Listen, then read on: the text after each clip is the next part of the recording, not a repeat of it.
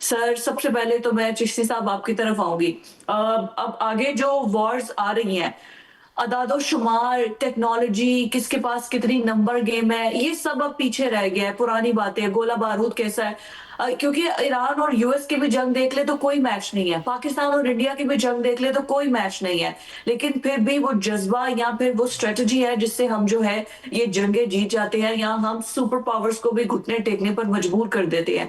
जो एक new war trend बन चुके हैं, सबसे पहले तो इसको मार्का हक पर ज़रूर बात कीजिएगा। फिर उसके बाद जो न्यू वॉर ट्रेंड्स बन चुके हैं, जिसमें स्ट्रेंथिंग गेम बहुत पीछे पीछे रह गई है। लेटेस्ट मिसाइल टेक्नोलॉजी की बात होती है, मिसाइल सुप्रीमेसी की बात होती है, तो हमारी मिसाइल सुप्रीमेसी क्या है? जी बहुत शुक्रिया फिजा आप और भट्ट साहब आपने इनवाइट किया। देखिए ये जो जंग थी इसमें कोई शक नहीं, आपने बिल्कुल ठीक कहा कि ये न्यू फॉर्म ऑफ वॉरफेयर है। और मैंने नहीं कहा, ये प्रेसिडेंट ट्रंप ने कहा कि जब इलेक्ट्रॉनिक वॉरफेयर के मैच के अंदर ये वो स्टील वर्सेस स्टील और बुलेट वर्सेस बुलेट और शिप वर्सेस शिप की जंगें नहीं रही। अब अददी तौर पर एक न्यूमेरिकल नंबर अपनी जगह होगा, लेकिन जीत उस साइड को ज्यादा साथ मिलेगा, उस साथ देगी जो एक इनोवेशन करेगा, ज्यादा इंफॉर्मेशन लेगा, डिसीजन मेकिंग लूप जल्दी करेगा, फोर्स ही करेगा और एक वॉर इनेबलिंग एनवायरनमेंट अपनी फोर्सेस दूसरी फोर्सेस के लिए जैसे आर्मी और नेवी के लिए ऐसी पैदा करेगा कि वो उनको जीतने में आसानी हो। जिस तरह ये जंग का हुआ अनफोल्ड, मैं क्विकली आपको मार के उस रात की सिर्फ पिक्चराइज करने की कोशिश करता हूं कि ये रात 12:30 बजे 6 और 7 की दरमियानी रात तकरीबन 85 जहाज हिंदुस्तान की तरफ से मुख्तलिफ एयर बेसिस से टेक ऑफ करके कन्वर्ज होना शुरू हुए। फ्रंट पर उन्होंने राफेल रखे हुए थे और राफेल जाहिर है one of the best aircraft, मैं आज भी उसको कहता हूं। अब क्योंकि मैं रिसर्च कर रहा हूं एक साल से और मैंने अभी एक डॉक्यूमेंट्री 6 तारीख को अपलोड की है अपने चैनल पर, उसका नाम ही यही था कि द 80 रियलिटी उसका नाम था। तो उस सिलसिले में मुझे एडवांटेज था कि मुझे इन्हीं जहाज़ों का, इनकी वॉर प्लान्स का जो उन इंडिया ने किए, जो हमने जवाब दिया उसका, वीडियो फुटेज का, सबका देखने का एक ऑनर मिला। तो अब मैं उस पॉइंट ऑफ व्यू से या उसकी रोशनी में मैं आपको अर्ज करता हूं कि क्या प्लान था उनका। उनका ये था कि तकरीबन ये तमाम जहाज पाकिस्तान की तरफ आएंगे, पाकिस्तान की सरहद के अंदर पेनिट्रेट करेंगे और कुछ जहाज एयर टू ग्राउंड बॉम्बिंग करेंगे जैसे उन्होंने की बहावलपुर और मुख्तलिफ जगहों पर, और बाकी जहाज जो कुछ जो इंटरसेप्टर हैं वो पाकिस्तानी जहाजों को शूट करने की कोशिश करेंगे। तो वापस जाकर वो ये वीडियो फुटेज रिलीज करेंगे कि हमने पाकिस्तान को हवा में भी और जमीन में भी हमने ये नुकसान पहुंचाया है और पाकिस्तान को हमने पनिश किया, सो कॉल्ड जो उनके पॉइंट ऑफ व्यू से पाकिस्तान दहशतगर्दी में मुलविस था। तो उन्होंने एक बहुत बड़ी एक पॉइंट स्कोरिंग और वॉर विनिंग की स्ट्रैटेजी बना रखी थी। लेकिन जाहिर है मैंने जैसे अर्ज किया कि पाक फिजाइया भी अलर्ट थी और 5 मिनट से कम मुद्दत के अंदर हमारे 42 जहाज हवा में टेक ऑफ किए टू इंटरसेप्ट। और ये एक डिफेंसिव नोयत का मिशन था, यानी कि हमने इंटरसेप्ट करना था। लेकिन पाक फिजाइया के सरबराह की जो उस वक्त ऑपरेशन रूम में मौजूद थे, ना सिर्फ उस वक्त मौजूद थे बल्कि 20 दिन से वो मौजूद थे और घर भी नहीं गए थे। तो उन्होंने ये क्लियर कट अपने पायलट्स को ये डायरेक्शन दी हुई थी कि जब भी इस तरह का कोई अनफोल्ड हुआ अटैक, अगर कोई जहाज आए पाकिस्तान की फिजाई हदूद के अंदर या उसका वेपन आए, हमारी तरफ से रिजॉल्व जो है उतना ही ब्रूटल, उतना ही लीथल, उतना ही प्रॉम्प्ट होगा और उतनी ही प्रोहिबिटिव कॉस्ट इंपोज करेंगे, दोनों की पनिशमेंट एक होगी। तो जब हमने देखा कि हमने जब पहुंच रहे हैं तो इंडियंस ने, जहाजों ने देखा कि हम मुकाबले के लिए आ रहे हैं, तो उन्होंने अपने स्टैंड ऑफ वेपन्स डिस्टेंस से ही लॉन्च कर दिया, यानी अपने मुल्क के अंदर रहते हुए। अब पार्ट 2 वाला फॉर्मूला सामने आया जिसमें उन्होंने कहा था कि चाहे वेपन्स हो तो पनिशमेंट वही होगी। तो अब हमारे फाइटर्स को कहा गया कि आप डिफेंसिव मिशन को ऑफेंसिव कन्वर्ट करें, किसी को 1 इंच अंदर ना आने दें और वापस भी ना जाने दें इनको। उस वक्त इनको ट्रैप किया गया और जाहिर है 1 घंटे की कंटेस्ट की बैटल हुई। बहुत सारे लोग व्यूअर्स ये समझते हैं या मिसअंडरस्टैंड करते हैं कि शायद हमारे जहाज गए, 8 जहाजों ने बटन दबाया, 8 मिसाइल निकले, 8 जहाज तबाह हुए और वापस आकर लैंड कर गए। ऐसा नहीं हुआ। 59 minutes intense nerve breaking combat हुई जिसके अंदर कई जगहों पे, क्योंकि मुझे एक्सेस था, मैंने देखी सारी बात में ये वॉर बिल्डअप, तो कई जगहों पर इंडियन जहाजों ने हमारे जहाजों को लॉक किया, जिसके अंदर, जिसका मतलब यह है कि वो मिसाइल फायर करके खुदा न खासा हमें नुकसान कर सकते थे। हमारे जहाजों ने फिर डिफेंसिव मनूवर किए, एवेडिंग की, फिर उसके काउंटर लॉकिंग की, ब्रेक अवे किया और फिर उनको लॉक किया, तब जाकर ये कामयाबी हासिल हुई। और उसके बाद हमने हिंदुस्तान को वो न्यू नॉर्मल नहीं बनने दिया जो उनका ख्याल था उस रात बन जाएगा। काबिल एहतराम एयर कमांडोर साहब, अभी फिजा ने बड़ी खूबसूरत सवाल किया आपसे, मिसाइल सुपरमेसी की बात की, तो मैं भी इसका थोड़ा सा आगे जाना चाहूँगा कि आपने मार्का हक कर लिया, आपने संदूर उजाड़ दिया, फितना हिंदुस्तान को बेवा कर दिया, लेकिन थोड़ा सा आगे चल के अगर बात की जाए तो इस वक्त जो इतलात है वो भारत ने रूसी साख्ता R-37M मिसाइल की बड़ी खेप हासिल कर ली है। अब भारत सुखोई Su-30 MKI तैयारों में अपग्रेडेशन प्रोग्राम के तहत जो जदीद एसा रेडार और अपग्रेड एवियंग्स और जदीद फायर कंट्रोल कंप्यूटर नस्ब कर रहा है। मैं आपसे जानना ये चाहता हूं कि ये तैयारे बैक वक्त 4 से 6 तवील फासले के मिसाइल ले जाने और इस्तेमाल करने के काबिल है जो भारत ने रूसी साख्ता है। आप ज़रा थोड़ा सा फ़र्ज़ कर लें कि एयर कमोडोर खालिद साहब बैठे हैं J-35 जहाज़ के अंदर और लगा हुआ है PL-17 जो कि रेंज है 400 किलोमीटर। तो दोनों जहाज सामने हैं। खालिद साहब, उस वक्त क्या सूरत हाल होगी और कहां खड़ा होगा भारत का रूसी साख्ता R-37M? जनाब एयर कमोडोर साहब। भट्ट साहब, आपका शुक्रिया। आप हर दफा मेरा ख्याल है हमारा कोई प्रोग्राम खाली नहीं गया जिसमें J-35 का आप जिक्र नहीं करते। मेरा ख्याल है आप इंडियन को डराते रहते हैं, तो ऐसा ना किया करें। on the light, this is on the lighter note. देखिए, वेपन्स जंग नहीं जीतते, या लीडर्स जीतते हैं, आपकी ट्रेनिंग जीतती है और आपका जो विल टू फाइट होती है वो बड़ा इंपॉर्टेंट होता है। इससे कोई फर्क नहीं पड़ता। मैं कई दिनों से अब चैनल पर आ रहा हूँ मार्का हक के दिनों में तो खास तौर पर, और बहुत सारे दोस्त इस तरह स्पेसिफिकली तो सिनेरियो नहीं बिल्ड करते, लेकिन वो कहते हैं जी सुना है हिंदुस्तान अब दोबारा सोच सकता है हमले करने पर या हमला कर सकता है। तो मैं उनको कहता हूँ हाँ जी, सोचने में भी कोई पाबंदी नहीं है, हमला करने में भी कोई पाबंदी नहीं है, लेकिन मसला ये है कि हमें फिर जवाब देने पे भी कोई पाबंदी नहीं है।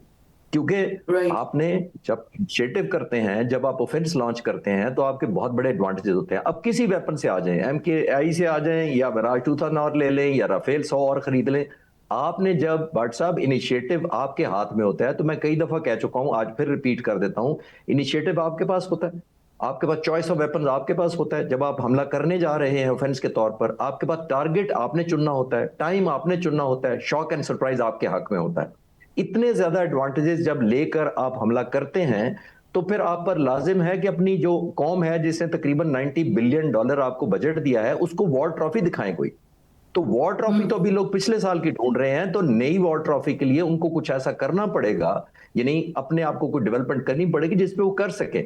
हमला करने में कोई हर्ज नहीं है, लेकिन देखिए जब मैं किसी को मुक्का मार के नाक से खून निकालूंगा तो फिर मेरा अपना सर भी तो प्रोटेक्टेड होना चाहिए ना, काउंटर लेने के लिए, अटैक करने के लिए वापस मुझे तैयार होना चाहिए। उसके लिए इंडिया तैयार है कि नहीं? मेरा नहीं ख्याल कि अभी वो इस पोजीशन में है। और हम अल्हम्दुलिल्लाह ये मैं आपको कंफर्म कर सकता हूं कि हमने एक साल में बहुत ज्यादा डेवलपमेंट की है। तकरीबन 160 प्रोजेक्ट जो एयर वाइस मार्शल तारिक गाजी बता रहे थे वो चल रहे हैं, ऑलमोस्ट मैच्योरिटी की स्टेज पर है। जाहिर है उनकी डिटेल्स अभी इंडिया को नहीं हम बताना चाहते, वो तो अनलीश करेंगे खुदा ना खास्ता अगर हमारी आपने अभी तारिक गाजी साहब का भी जो नाम लिया है, मैं उन्हीं से, उनका एक जुमला बहुत ज्यादा चल रहा है इंडिया में भी इसके बड़े चर्चे के, अगली बार सरप्राइज होगा, और इस पर वो पूरे के पूरे वो थीसिस चल रहे हैं। क्या सरप्राइज हो सकता है? What do you think? Is it going to be the new operational strategy, या कोई फाइटर जेट है, या मतलब आप एक एयरमैन की नजर में आप क्या देखते हैं कि क्या किस तरह सरप्राइज उन्होंने ये जो जुमला बोला है, इसके पीछे तशरीह अगर मैं पूछूं आपसे? देखिए फिजा, पहले जो लास्ट ईयर भी उन्होंने इंटरसेप्ट हमारा जो इंटरप्रेट किया था ना इंडिया ने हमें, वो बुनियादी तौर पर किया था हमारे 78 साल एयरफोर्स का जो हमारा रोल था। वो रोल हमारा था, मैं जब एयरफोर्स में मैं भी था तो हमें बताया जाता था कि हम डिफेंसिव और रिएक्टिव एयरफोर्स हैं। इतने सालों में हम यही थे, जिसका मतलब यह है कि हम पर कोई हमलावर होगा तो हम बड़ा अग्रेसिवली जाके कंटेस्ट करेंगे। हम डिफेंसिव नोन थे पहले। अब ये एयरफोर्स चंद सालों से ये वो नहीं है। ये सिर्फ ना ऑफेंसिव एयरफोर्स है, ना सिर्फ ये डिसरप्टिव एयरफोर्स है, ये गेम चेंजिंग एयरफोर्स है, और ये आर्मी और नेवी को इनेबलिंग एनवायरनमेंट देने वाली एयरफोर्स है। और सबसे बड़ी बात है, सरप्राइजेस तो तफसील में बाद में जाऊंगा, ये वो एयरफोर्स है जिसने मई 2025 में भी लेडर ऑफ एस्केलेशन अपने हाथ में रखा, जिसका मतलब ये है कि ये टेम्पो भी कंट्रोल खुद कर रही थी। हमारे कुछ एक्शंस जो उस वॉर में थे और जिसकी मैंने डॉक्यूमेंट्री बनाई है जिस पर, और पूरा साल मैंने रिसर्च की, और उसका नाम ही जैसे मैंने कहा कि 80 रियलिटी है, उसके अंदर लेडर ऑफ एस्केलेशन मैं इस तरह साबित करने की कोशिश करूंगा कि 10 मई 2025 को हमारे ड्रोन्स ने जाकर आगरा एयरबेस पर, एक उनका जहाज था A-50 एयरबोर्न अर्ली वार्निंग, ये बहुत वाइड बॉडी होता है, बोइंग जैसा होता है, उसके ऊपर एक रेडार लगा होता है। उन्होंने बॉडी ली थी रशिया से, रेडार लिया था इजराइल से, बहुत जबरदस्त कॉम्बिनेशन थी, स्ट्रेटेजिक उनका एसेट था।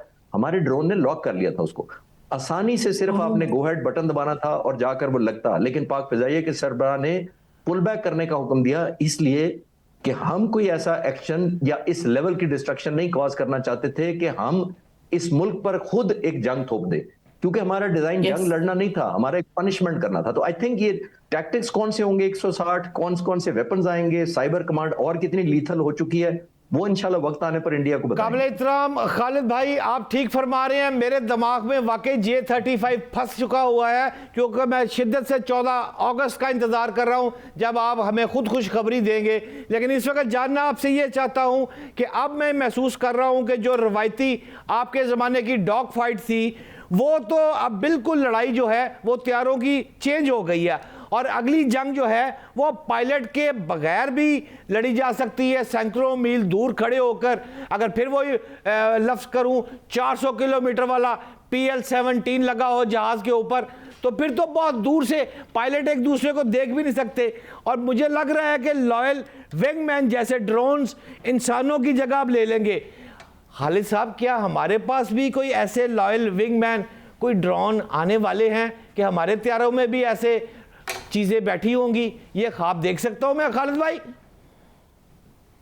नहीं, मेरा अभी ख्याल अभी नहीं है। मैं आपकी बात को पूरी तरह एंडोर्स नहीं करूंगा कि आने वाले में ड्रोन टेक ओवर कर लेंगे और इंसानों का रोल कम हो जाएगा। इस वक्त भी हमने जो 10 तारीख को हिंदुस्तान पर टनेज गिराई थी, जो मैं अक्सर कहता हूं कि 1965 की 17 दिनों की जंग से उन 5 घंटे में ज्यादा गिराई थी, उसमें 50% फाइटर पायलट्स मैंड थे और 50% अनमैंड व्हीकल्स और ड्रोन थे। एक बात।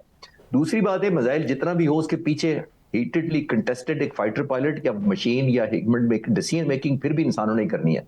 उस रात जो थोड़ी सी मैंने आपको मंजर कशी करने की कोशिश की है, जब lock unlock break lock and relock and इस तरह के एवेजन मनूवर्स हो रहे थे, वो ड्रोन नहीं कर सकते। वो एक डिसीजन मेकिंग फाइटर पायलट के पास ही होगी, ऑपरेशन रूम में कमांड एंड कंट्रोल संभाले होगी।